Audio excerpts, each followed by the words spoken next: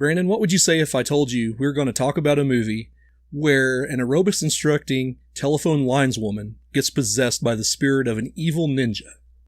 I'd say you're crazy.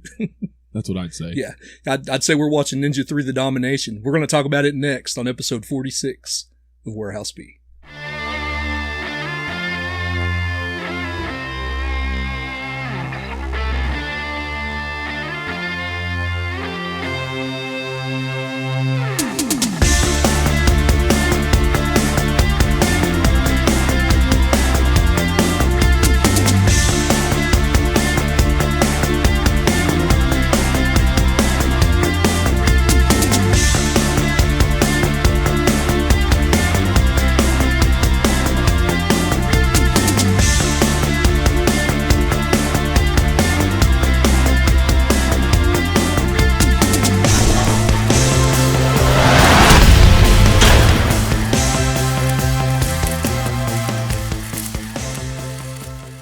What is up, everybody? Welcome back to Macho Movie Madness. This is Warehouse B, episode 46. It is Ninja 3: The Domination. Hell yeah. And this was all Andrew's idea, like always.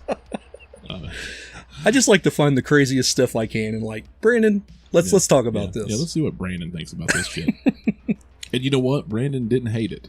Well, that's good. I didn't love it, didn't hate it. It wasn't like Night Beast or no. What's that other one we just watched? Wasn't that level. Yeah, there's some doozies, and it was not those. Why don't you run down the plot to this, if you can? This basically follows Enter the Ninja and Revenge of the Ninja, although it doesn't really have a whole lot of connection other than Shokasugi, the main ninja, he was the bad guy in the first one and the main character in the second one. In this movie, this ninja, he attacks all these people on this golf course. Yeah. We'll talk about that a little bit later. Gets gunned down, takes more shots than Michael Myers. Oh my God, yeah. It was wild. Yeah, in Halloween 4. Yeah, like that, yeah.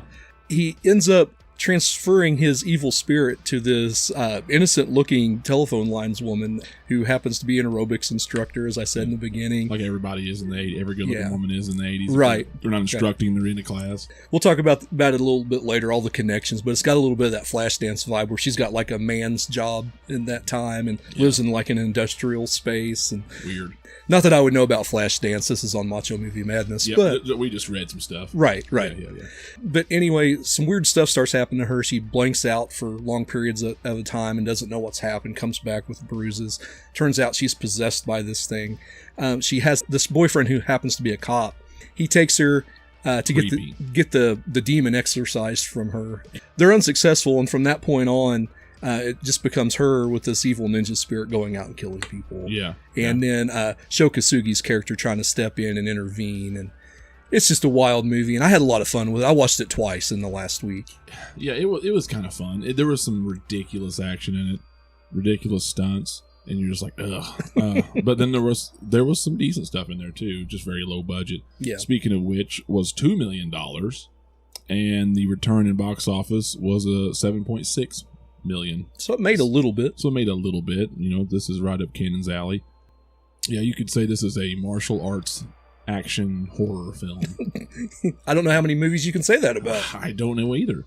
It really wasn't that bad. So let's talk pros and cons, I guess. You want to just get into that? Yeah. Okay.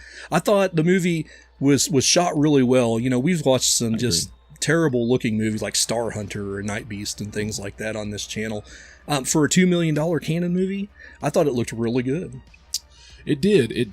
You know, you had that like Samurai Cop. It kind of had that feel and that scope, but it was better. Right. Like it was much better. It's like as far as like the cinematography, the shots, the clarity of the picture, everything was actually pretty decent. Everything was real vibrant and bright.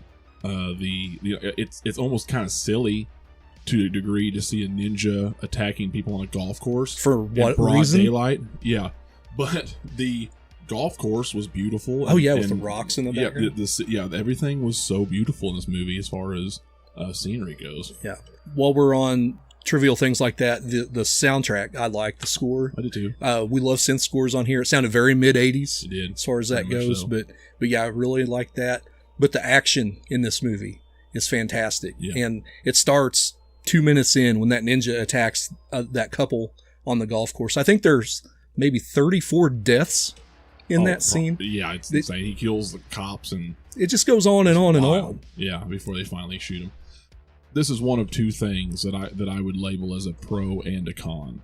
The action is a pro and a con, because it's a pro in the sense that there's a lot of it, and it's fun.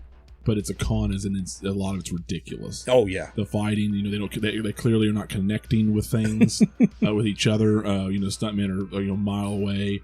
There's some ridiculous stunts that the ninja has, and this evil ninja, even before he possesses the woman, or he sends his essence to the woman, he's taking all these shots and stuff, and I don't understand how he's just like this superhuman thing. Yeah. After he possesses her, there's a scene where the cop cars are coming at her, and she jumps 20 feet in the air and grabs a tree. Yeah, and he was doing shit like that too, and I just don't understand. I don't understand. Some of it was just really goofy. He was, he's lifting golf carts with one arm. She was lifting people up with one hand. He was crushing golf balls. She was crushing pool balls, and it was just really weird. I didn't see the first two. I'm like, I don't know if ninja lore is quite this insane. Nonetheless, it was fun. It was just fun. So I would lean more towards pro there. There's some you're going to see egregious things. You're going to see some egregious shit. Yeah. Yes. Another thing that I would say that was a pro and a con was the fact that it felt like 4 different movies. Yeah. It gave it uniqueness. It was fun. At the same time, it was just, you're kind of ripping off things of other movies. I mean, the main character, her hair, she really, really reminded me of Sigourney Weaver. A little bit. And not so much in her face, but just how she looked, her hair. And it was like, man, this is and it's the same year as Ghostbusters, 84. So, and there was some stuff possessing in the cabinets in the fridge and the other thing, or the closet. And that was very reminiscent. There was some poltergeist-ish stuff in there, which was 2 years earlier. And there's a lot of Ghostbuster-esque stuff in there. And that's kind of, I feel like they pulled from that. And I don't know if Ghostbusters came out before or not. But this was actually filmed in late 83, so they wouldn't have known about that yet. So it's just a happy coincidence, I guess. But that's what it felt like, so that's kind of crazy, actually. Yeah, I like those scenes. I mean, you could tell there's a lot put in. At one point, when she's getting possessed the last time, the room kind of tilts, and she rolls into the closet.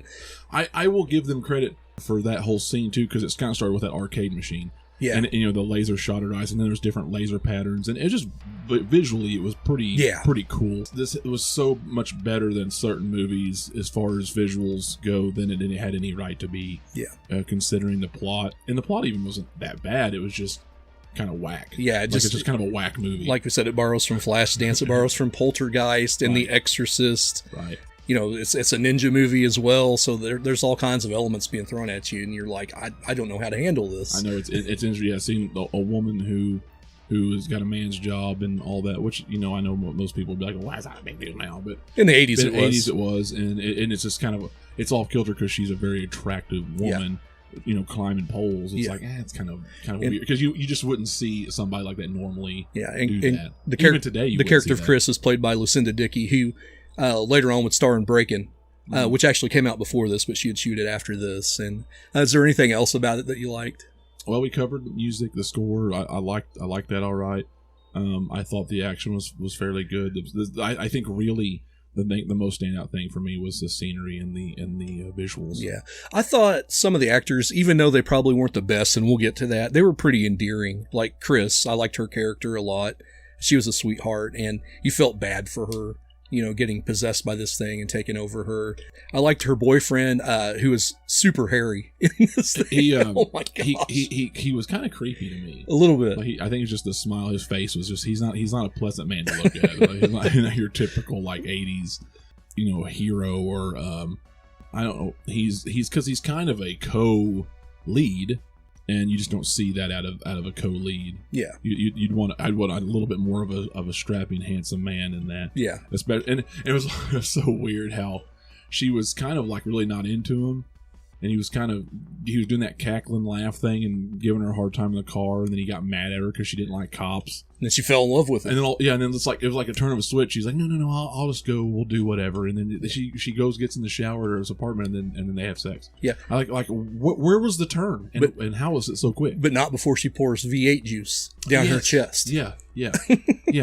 Nothing is quite the aphrodisiac like a V8, cracking a V8 and pouring it down your neck. Which I read they did have a sponsorship from V8 and they had to show product placement at some point. Well, and that's sense. The whole reason. But still, I can't think of the last time I've licked tomato juice off my wife's chest. It's just no, I don't like tomato juice that much anyway. I definitely wouldn't be doing that. I'm like, clean yourself up before I lick you. A little bit, yeah. Yeah, I'll lick you, but you're gonna clean yourself off. clean yourself up. So, the cons of this movie. Let's just get into cons. The acting was probably the worst thing. It's not good. Bunch of no names. Which there was one that I was recognizable. He's in like everything. James Hong. James Hong. Yeah. Yeah. Lopan. Yeah, Lopan. He's in this small role for like 5 minutes. Yeah. He's good in everything, but there's just he didn't really show off anything here. He was just kind of a character, a side character. Everybody else was eh. The lead, what'd you say, Linda Dickey? Lucinda Dickey. Lucinda Dickey, sorry. She did some dancing. Yeah. But she didn't even read the script until she was on set. Yeah, they didn't give her a chance to. They just hired her kind of on the spot. And after like a second callback, and she didn't get a chance to read the script or even see the finished movie until it was in the theater. So yeah, her acting isn't top notch, but for somebody who had never done it, I don't know that I could act that well. She could have done. Yeah, there's way worse out there for sure. But yeah, not good. Just overall, the acting's not great. Oh God, the way people died in this movie was so ridiculous. The ninja on the golf course slashes the lady across the back, and she's dead. She's dead. I still don't exactly know how the cop in his house died. She like threw him out the window, but she just like slashed him across. I don't know. It was kind of a weird deal. Yeah, I'm guessing some of those things were laced with poison, like the little small things that was killing people. Possibly, yeah. Because there was just it was just weird to just poke them in the neck and then they die. Or slash them across the chest and they die. There was just a lot of really terrible deaths.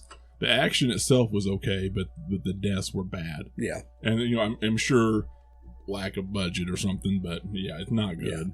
Yeah, the possession scene comes across as really cheesy, where she's like, "I am the ninja," and then she starts speaking in Japanese, and it's all dubbed. And well, I love how when she was possessed, they changed her face and her makeup to make her look more pale, and they gave her like the eyeliner and the red contacts. But they also kind of made her eyes look a little more like sunken, Japanese-ish. Oh yeah, like they kind of made her look like a Japanese woman a little bit. Yeah, I'm like, oh, come especially on. That scene where she's got the sword and she's just like breathing at the camera. Yeah, and stuff. Like, oh come on, this is terrible.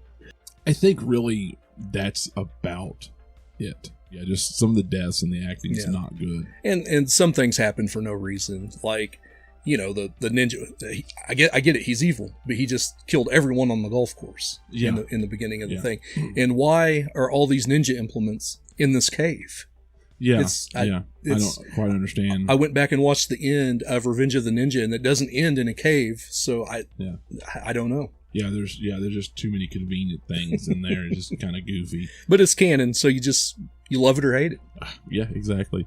It really is just one of those groups that just kept pumping out movies for cheap, and that's what they did. Yeah, they did like 50 plus movies a year in the mid 80s. So you've got your own movies competing against each other at that point. So dumb plot. Who needs that? Don't worry about that, man. Yeah. Come on. Which I do want to say. We just did our Dolph tier ranking. I'm putting this on myself. I'm going to try to watch 40 canon movies so we can do like a canon tier list. Yeah. And so that's definitely going to be a labor of love, and this movie's going to be in that too. So hopefully sometime this year that comes out. Yeah, it'll take a while. It's a lot of movies. Is there anything else you want to say before we get into the review portion of this? No, I think we pretty well covered it. I would say out of the Warehouse B scale on a 5 out of 5, I'd probably put this in a 2.75, 2 3/4, 3. Yeah. Yeah. I was going to go 3, and then I'm like, man, I really had fun with this thing. So I'm going to go 3.5. It's not the greatest movie, but I have a lot of fun with it. What did we give like Samurai Cop and Deadly Prey and all that? You remember? Samurai Cop was a 4. Deadly Prey, I think we gave maybe a 3 or something like that. So. Samurai Cop is like, it's so bad. It's so fun. And this is a much better film than that. Yeah. Much better. So you'd think that you would review this give this a higher score. So I can at least admit that, but I think just I had so much fun with the Samurai Cop because it was so I laughed bad. a lot harder. Yeah. This was just like, oh, this is kind of dumb, but I did laugh at this a little bit. Yeah. But I do admire some of the stuff they did with it. So I probably bump it to 3. Yeah. And just give it a solid 3. Yeah. Just on a it's more of a respectable scale as opposed to this is so bad it's good. Yeah. It's just it's actually not that. This is a little bit more of an actual review score. Whereas like some things just go beyond that, either in the bad side or the good side, and Night Beast is the bad side and Samurai Cop is the good side. Yeah. Yeah. So that's the best way I can explain if that makes sense to anybody. And I'd say, honestly, my biggest con is that I didn't have the Blu-ray to put right here, but I am going to rectify that because this is a movie I'd probably watch about once a year now. Like I said, I had a lot of fun with it, and I go 3.5 all day. Yeah. So that's that's pretty respectable. Yeah. So the best way, if you want to check this out, the best way to watch this is going to be like internetarchives.com. You can obviously smartcast that to your TV or watch it on your phone or whatever. That's going to be the only place I think you could really watch it. Currently, I have seen it on like Tubi and stuff like that before, but currently it's not on. It's not on anything. What do you want to maybe do next? I think me and Kenny were talking about doing Monster Squad next. Oh, cool, Monster Squad. So I like that one. Fun movie, a Fred Decker movie. We talked about him on episode 39. He did Night of the Creeps. So, cool. And Monster Squad has that feel. I didn't know that was him, but I do like Monster Squad. Yep. Kind of a Goonies with the old Universal Monsters-ish in a way. Really cool. Just epitome of 80s, just with a theme. Mm-hmm. Kind of cool. And one of the best Draculas I've ever seen. Honestly. Oh, for sure. Yeah. For sure.